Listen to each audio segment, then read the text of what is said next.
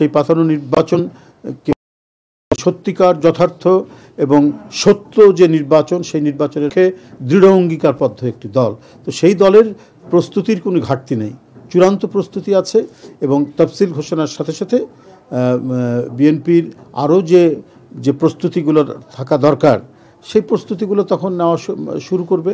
এমনি প্রার্থী বাছাই আপনারা দেখেছেন যে ইতোমধ্যে ঘোষণা করা নির্বাচনের জন্য সবচেয়ে বড় কাজ। আমরা আগে দেখেছি যে একটা প্রশ্নই রাখা হয় অথবা স্পেসিফিকভাবে পয়েন্ট করে করে রাখলে পরে মানুষ এটা বুঝতে পারতো। এটা যেটা উনি বলেছেন আমি দ্বিমত পোষণ করি না, তবে এখন কিভাবে রেখেছেন এটা সম্পূর্ণ মানে প্রজ্ঞাপন আকারে এটা প্রকাশিত না হওয়ার পর তো আমরা এ ব্যাপারে কোনো মন্তব্য করতে পারি না। আগে দেখা যাক কী হয়। আমি প্রথমেই বলেছিলাম যে এখানে কোনটা হা কোনটা না জনগণ কিভাবে দেবে এ ব্যাপারে সুস্পষ্ট ছিল না। তো সরকার কিভাবে করেছেন আগে এটা আমরা দেখে নেওয়ার পর তখন মন্তব্য করবো এই বিষয়ে। আমি তো এমনি দেখি না, সাধারণ মানুষের মধ্যে কেউ কোনো শঙ্কা দেখছেন বলে আমি মনে করি না।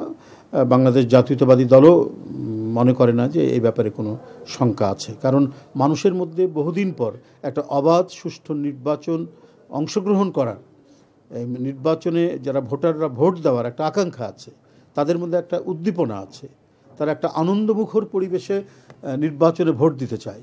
তো এই যে আনন্দমুখর পরিবেশ, সেই পরিবেশ বিঘ্ন হওয়ার মতো আমি এখন পর্যন্ত কোনো নিদর্শন দেখছি না, বা কোনো উপাদান যে ভেসে উঠেছে সমাজের মধ্যে সেটাও দেখছি না।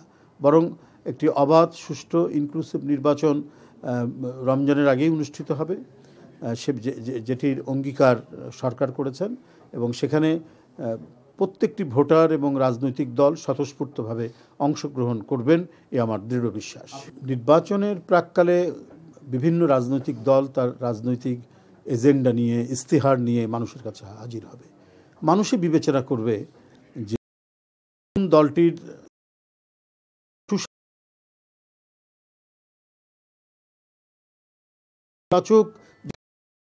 তার সাথে সম্পর্কযুক্ত ছিল।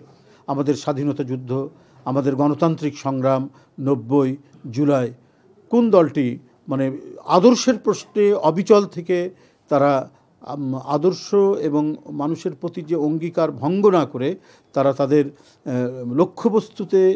লক্ষ্যে স্থির থেকেছে, সেটা মানুষ জানে এবং বিচার করে। এবং বিএনপি যে এই ক্ষেত্রে একক চ্যাম্পিয়ন একটি রাজনৈতিক দল, যাদের স্বাধীনতার ঐতিহ্য আছে, তাদের প্রতিটি গণতান্ত্রিক সংগ্রামে অংশগ্রহণ করার ঐতিহ্য আছে, এবং যাদের বাকশালের একটি অন্ধকার গহ্বর থেকে, একদলীয় দুঃশাসনের গহ্বর থেকে বহুদলীয় গণতন্ত্র প্রতিষ্ঠা করার যাদের ঐতিহ্য আছে, সেই দলটির প্রতি মানুষের মমত্ব ভালোবাসা থাকবে, এটা স্বাভাবিক। সেই ঐতিহ্যের ধারাবাহিকতায় এবং আমাদের যে ইতিমধ্যে যে সমস্ত ইতিবাচক কর্মকাণ্ড বাংলাদেশ জাতীয়তাবাদী দল করেছে গণতন্ত্র উদ্ধারের প্রশ্নে, এবং যখন ক্ষমতায় ছিল বিভিন্ন ধরনের মানবিক এবং জনগণের মানে সেবামূলক যে কাজ, জনগণের যে কাজগুলো, শিক্ষা, স্বাস্থ্য, বিএনপির যে অবদান, এই সবগুলোকেই তো জনগণ বিচার বিবেচনা করবে।